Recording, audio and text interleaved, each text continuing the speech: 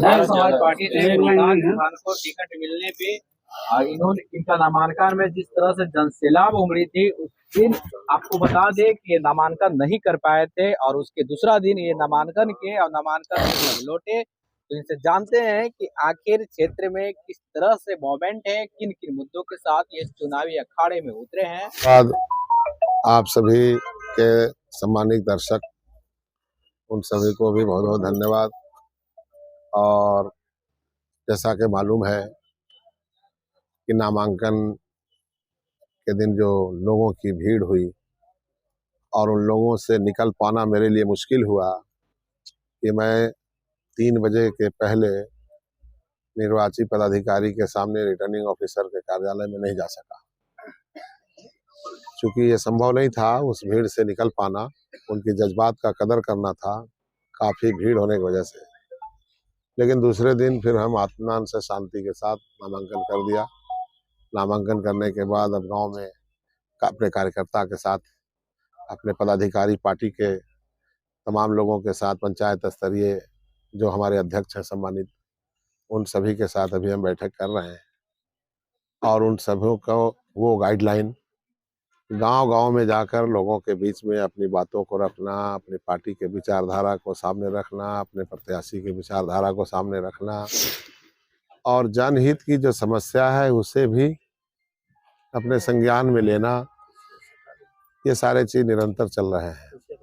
ये कार्यकर्ता के साथ बैठक आज मेरा नहीं है, ये तो बहुत पहले से चला आ रहा है। 3 महीना से लगातार हम लोग एक दूसरे के साथ बैठ करके कैसे लोगों का विश्वास अपने आइडियोलॉजी के अनुसार, अपने बाबा साहब भीमराव अंबेडकर के विचारधारा को सामने रखकर, भाई एडवोकेट चंद्रशेखर आजाद राष्ट्रीय अध्यक्ष के विचारधारा को सामने रखकर, संविधान की रक्षा करने की नियत से आरक्षण जैसी चीज को खतरा है ऐसा लग रहा है, उसकी रक्षा को सामने रखकर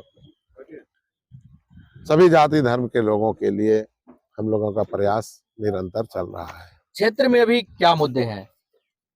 क्षेत्र में तो मुद्दे आपको वो मालूम है कि क्षेत्र में जो वादे किए गए पहले माननीय विधायक महोदय के द्वारा, वो वादे पूरे नहीं किए गए। सबसे बड़े मुद्दे यही है, सिंचाई का किसान के साथ समस्या है, साधन नहीं है, पेयजल की समुचित व्यवस्था नहीं है, और इससे कहीं बड़ा समस्या तो शिक्षा के क्षेत्र में है। शिक्षा के क्षेत्र में जो हम लोग के बच्चों की भविष्य है, वो गरीब गांव मजदूर किसान के बच्चे सरकारी स्कूल में पढ़ते हैं, शिक्षक विहीन विद्यालय है। कहीं मिडिल स्कूल के 8 क्लास तक के स्कूल में एक शिक्षक से विद्यालय चलाना और शिक्षण संस्थान को सुचारू ढंग से चलाना संभव नहीं है। करीब 100 से भी ज़्यादा स्कूल ऐसे हैं जहां मात्र 1-2 टीचर हैं। तो ये बड़ी समस्या है। मैं समझता हूं कि इस समस्या का समाधान होना सबसे पहले जरूरी है और ये मूलभूत समस्या है, सभी जाति वर्ग के लोगों की समस्या है। शिक्षा के क्षेत्र में हमको काम करना है और ये समस्या का समाधान करने के लिए निरंतर प्रयास करेंगे और कर रहे हैं। स्वास्थ्य के क्षेत्र में भी वही हाल है। स्वास्थ्य के क्षेत्र में तो कोई व्यवस्था नाम की चीज नहीं है। हमारे विधानसभा में जो CHC हॉस्पिटल हैं, जिसमें सारी व्यवस्था होना चाहिए, वो समुचित नहीं है, उसका अभाव है। डॉक्टर नहीं रहते हैं, ये अभाव है। तो जैसे मिटार से कोई चल करके मनातू आवे बड़ी उम्मीद के साथ कि मेरा वहाँ इलाज होगा, वो निराशा हाथ लगती है, डाल्टनगंज जाना पड़ता है। हालांकि डाल्टनगंज में भी, मेदिनीनगर में भी वो सारी समुचित व्यवस्थाएं नहीं है, शहर में भी नहीं है। सदर हॉस्पिटल में भी हम देखते हैं कि अगर किसी को प्लेटलेट चढ़ाने पड़ जाए और प्लेटलेट के लिए खून से प्लेटलेट तैयार करने की व्यवस्था, वो मशीन सरकारी हॉस्पिटल सदर में नहीं है। किसी प्राइवेट हॉस्पिटल में 1500 रुपया देने के बाद 1 यूनिट का प्लेटलेट तैयार किए जाने की परंपरा है। अब वो प्राइवेट हॉस्पिटल छोटा सा है सदर हॉस्पिटल के सामने, सरकार की व्यवस्था के सामने, लेकिन मजबूरी लोगों को वहीं जाना पड़ता है। कल्पना कीजिए कि वो गरीब आदमी 1500 रुपया दे करके और ब्लड भी देगा, तब प्लेटलेट तैयार होगा। अगर उसको 7-8 यूनिट ब्लड चढ़ाना है तो कहाँ से पैसा लाएगा? उसके लिए कोई आयुष्मान काम नहीं करता, उसके लिए कोई व्यवस्था काम नहीं करता। इससे बहुत जबरदस्त प्रभावित लोग हैं, उसकी व्यवस्था के लिए ये समस्या का समाधान भी कराना है। बाकी में आपकी लड़ाई किससे है? बाकी में लड़ाई हमारी तो लग रहा है जो माहौल अभी है, अगर सच कहें तो हमको तो ऐसा लग रहा है कि हमारा लड़ाई किसी से नहीं है। इसलिए कि कोई भी जो भी है, माननीय विधायक जी की बात करेंगे अभी तो उन्हीं की है, तो उनका जनाधार तो बहुत घट गया। अब आप सभी देख रहे हैं, हम कैसे घटा है नहीं कह सकते, लेकिन इतना जोर रहे हैं कि आक्रोश है लोगों में। जो वादे किए वो वादा पर खरा नहीं उतरे, तो उनसे लोग निकल रहे हैं। और फिर अगर हम वर्तमान में अभी जो परिस्थिति है पूर्व विधायक जी का, वो निर्दलीय चुनाव लड़ रहे हैं। निर्दलीय चुनाव लड़ने में उनके पास मास वोट कोई नहीं है ऐसा कि जो कोई वोट उनको ऐसा मिल रहा हो जो 10,000 से शुरू कर रहे हो। तो वो उनका वोट तो 25-30 हजार अगर आ गया तो ये बहुत बड़ा बात होगी। और फिर अगर लाल सूरज जी की बात करें कांग्रेस का, तो हम देख रहे हैं कि उनका भी जनाधार ऐसा नहीं है कि जो कुछ कर सकें। हम तो 54,000 वोट को देख रहे हैं लोकसभा में। के त्रिपाठी जी को 54,000 मिला था कांग्रेस पार्टी को, 62,000 वोट से कांग्रेस पार्टी हारी है। उसको कहां से वो बढ़ाएंगे, वो बढ़ाने वाला कोई समूह और जन समर्थन हमको नजर नहीं आ रहा है। 25-30 हजार में उनका भी साफ हो जाएगा। अगर आपको हमारा बात वोट के हिसाब से कीजिए तो हम बता दें। बाकी और ऐसे लोग नामांकन किए हैं जो अपना पहचान बचाने के लिए और पैसे के आधार पर कुछ लोगों को जोड़ेंगे, तो हो सकता है पैसा से कुछ वोट मिले, तो वो वोट उतना नहीं मिल सकेगा जो कुछ अच्छा कर परिणाम ला सके। मेरा वोट जो है वो 40,000 से स्टार्ट होगा, ये हमारा दावा है और इस तरह का समर्थन हमको प्राप्त है। 40,000 से जब शुरू करेंगे तो फिर हमको 60, 65, 70 हजार वोट आने में कहीं कोई संकोच नहीं है। मेरा हौसला बढ़ा हुआ है, मेरा मनोबल बढ़ा हुआ है, मेरे समर्थक बड़े उत्साह में हैं और उनको उम्मीद है। और गांव-गांव जाकर अपनी छवि के सामने रखकर, मेरी छवि के अनुसार किसी की छवि भी नहीं है, लोग कहते हैं, हम सुनते हैं, हम देखते हैं, तो मेरा मनोबल बढ़ता है कि छवि जब हमारी अच्छी है, अनुभव जब हमारा लोगों से अच्छा है और अनुभव से हम लोगों का काम करा रहे हैं, इलाज करा रहे हैं, इंसाफ करा रहे हैं, तो अगर हमको जो शक्ति मिल जाएगी, लोकतंत्र में शक्ति तो सत्ता से होती है, सत्ता तो जनता से मिलती है। तो जब ऐसा समर्थन हमको मिल रहा है तो हमारी इस कामयाबी, हमारी सफलता बहुत नजदीक नजर आ रही है। लड़ाई हमारी किसी से नहीं है। विकास का क्या कार्य होगा प्राथमिकता के तौर पे? विकास का तो बता दिया कि सबसे बड़ी समस्या वही है कि शिक्षा के क्षेत्र में कोई सरकारी स्कूल में भी क्रांति लाएं, बेहतरी के लिए सबसे बड़ा विकास ये है। और बाकी अगर और चीज अगर हम कहें स्वास्थ्य के क्षेत्र में, उसको ठीक करना ये है। विकास में अगर आप कहिए तो इलेक्ट्रिसिटी है, हमारे यहाँ बिजली की व्यवस्था बिल्कुल खराब है। क्या है, जहां पर 50 और 63 केवी का चाहिए ट्रांसफार्मर, वहां 15-16 केवी का और 25 केवी का है, जिससे निर्बाध रूप से विद्युत आपूर्ति नहीं हो पा रही है। सड़ा गला जीर्ण शीर्ण स्थिति में पोल और तार है, खतरा बरकरार है, बिजली के करंट से लोग मर रहे हैं और उनको कोई मुआवजा भी नहीं मिलता, इसलिए कि बिजली विभाग कहता है कि आपकी गलती से मरे हैं, अपना गलती स्वीकार नहीं करता। सड़ा गला तार झुका हुआ है, गिरेगा तो मरेगा। फिर वहां जहां हर मोहल्ले में बड़े ट्रांसफार्मर कंज्यूमर के अनुसार, उपभोक्ता के अनुसार जो चाहिए वो नहीं है, ये भी बड़ी समस्या है। अब वो रहता तो छोटा छोटा बोरिंग से लोग सिंचाई कर लेते हैं, कर लिया जाता, वो व्यवस्था भी हमको कराना है। हम देख रहे हैं ये है कमी, इस पर किसी जनप्रतिनिधि का सार्थक सकारात्मक परिणाम नहीं आया है। मेरा प्रयास होगा कि हम अपने अनुभव से इस काम को भी, विभाग को भी ठीक करेंगे। सिंचाई के क्षेत्र में अगर बात करें तो ऐसा जो हमारे यहाँ परियोजनाएं हैं सिंचाई की पुरानी, वो सब ऐसे ही जीर्ण शीर्ण में है और अच्छे तरह से काम नहीं हुआ। माइनर इरिगेशन का जो डैम है, वो माइनर इरिगेशन के डैम का जो सिल्टेशन हो गया है, वो इतना हो गया है कि आउटलेट जो होता है वो उससे ऊपर कहीं सिल्टेशन हो गया है, बालू भर गया है, कीचड़ कादों पर मिट्टी भर गए हैं, जो सतह है उसका नीचे गहराई का वो ऊपर आ गया है। तो पानी को स्टोर करने के लिए जो समुचित गहराई था, निर्माण कार्य के समय में वो वहां जाना होगा, उसको निकालना होगा, बेहतर ढंग से उसका रिपेयरिंग कराना होगा। ये खाना पूरी हुआ है, 15 लाख रुपया और 25 लाख रुपया में रिपेयरिंग करते हैं, घास छिल करके लोग निकाल लेते हैं पैसा। नहीं, ऐसा नहीं होगा। वो जो संरचना है उसको बेहतर ढंग से और उसके अनुकूल करना होगा कि पानी उसमें डंप हो सके, जमा हो सके, स्टोर हो सके, तभी नहीं होगा। तो ये आउटलेट खराब है और पानी जमा करने का स्टोर की क्षमता घट गई है।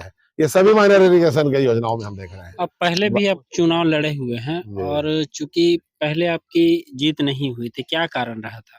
पहले चुनाव नहीं जीत हुई, उसका कारण तो मेरा ये रहा है कि जब हम पिछला बार चुनाव लड़े थे तो नामांकन के दिन ही निर्णय लिए थे कि कल हमको नामांकन करना है। चुनाव लड़ने के लिए तैयारी की जाती है, ऐलान किया जाता है, बैकग्राउंड तैयार किया जाता है, बूथ लेवल पर कमेटी बनाई जाती है, फिर उसके बाद पंचायत लेवल पर कमेटी बनती है, प्रखंड लेवल पर बनती है। ऐसा हमने नहीं किया क्योंकि हम तैयारी नहीं किए थे।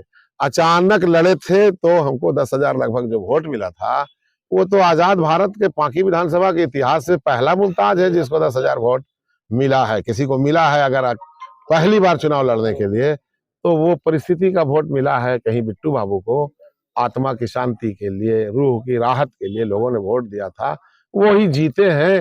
तो हार भी ऐसा हुआ जो ऐतिहासिक हार हुआ था, वो तहस नहस कर दिए। पांकी विधानसभा में उनको राजपाट चलाने का अनुभव नहीं था, जिससे वो सामने हार गए। तो हमसे जो सवाल करते हैं कि हार का कारण, तो हार का कारण का हम जीते हुए थोड़े थे कि हम हार गए।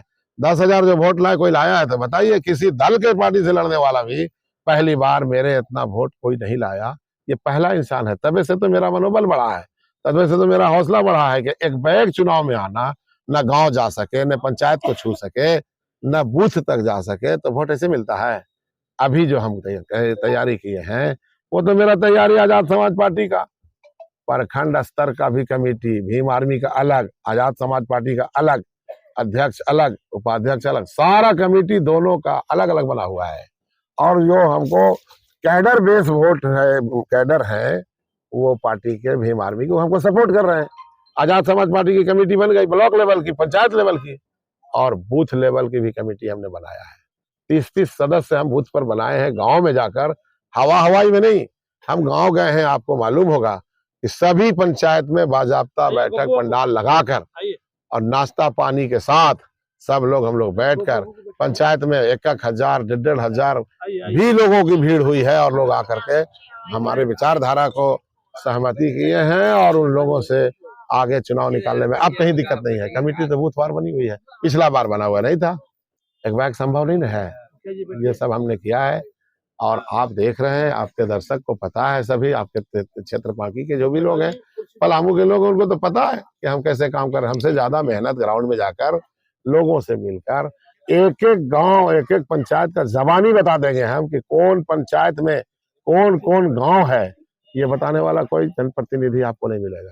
हम लोगों से क्या अपील करेंगे? लोगों से अपील यही है कि अच्छे पांकी विधानसभा का निर्माण करने के लिए सद्भाव स्थापित करने वाला उम्मीदवार और गंगा जमुना तहजीब जो मेरी आदत, मेरी नेचर है भारत की संस्कृति का, उसको मजबूत करने के लिए आगे आप काम करें।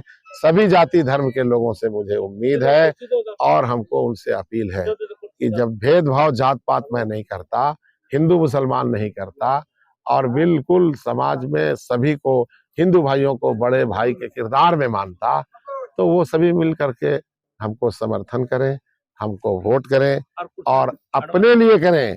फायदा अपना होगा, सभी के हित के लिए मैं काम करूंगा। शिकायत का मौका नहीं मिलेगा, मनोबल गिरने नहीं देंगे, स्वाभिमान से समझौता नहीं करेंगे। ये मेरा उनसे वादा भी है, उनकी जज्बात का कदर करेंगे। ये है जनता से अपील। यही हमारी आपके चैनल के माध्यम से आप सभी सम्मानित दर्शक को फिर से पुनः आभार व्यक्त करते हुए मैं वही अपील करता हूं जो मैंने कहा है। हमारे साथ मौजूद है आजाद समाज पार्टी के मुमताज खान जी और यहाँ पे बैठे हैं गुल खान जी। इनसे जानेंगे कि आखिर क्या क्षेत्र में चल रहा है, क्योंकि ये भी चुनाव पहले विधानसभा की लड़ चुके हैं।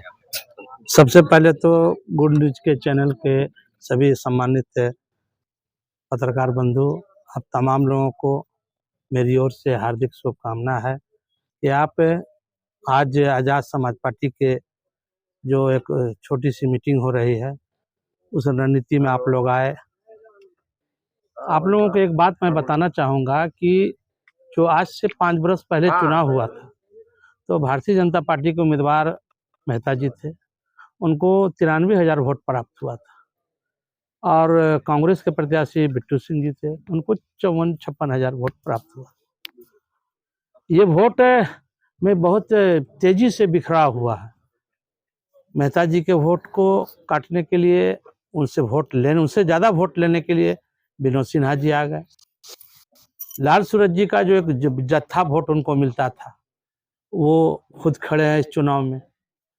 बिट्टू सिंह जी का जो माइनॉरिटी का वोट था, जो एक बड़ा, जैसे आज दावा कर रहे हैं मुमताज खान साहब, मेरा 40,000 से स्टार्ट होगा, तो एक जमाने में वो भी दावा करते थे कि मेरा भी 40,000 से होगा। तो वो 40,000 वाला जनाधार उनका खिसक गया, अब उनके साथ चलाया, मुमताज खान जी के साथ चलाया। हम लोगों के साथ फैक्टर ये है कि हम लोग के लड़ाई में कोई नहीं है, हम लोग लड़ाई से बिल्कुल एकदम अंतिम पायदान पर है।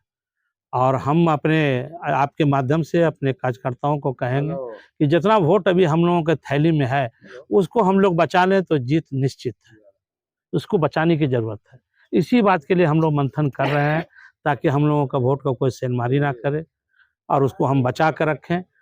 और सबसे ज़्यादा वोट आज के डेट में ये मुमताज खान जी को मिल रहा है, भीम आर्मी आज़ाद समाज पार्टी का वोट प्लस माइनॉरिटी का वोट, और समाज के जो दबे कुचले हैं और जो प्रतिष्ठित व्यक्ति हैं, जो उपेक्षित रहे हैं, दोनों से उनका वोट भी हम लोगों को मिल रहा है। जिनको स्वर्ण जाति है, आप लोग कहते हैं जातियों में बांट देते हैं, हमारे कैंडिडेट का जाति का नहीं है कि कौन जाति से कौन है, नहीं है।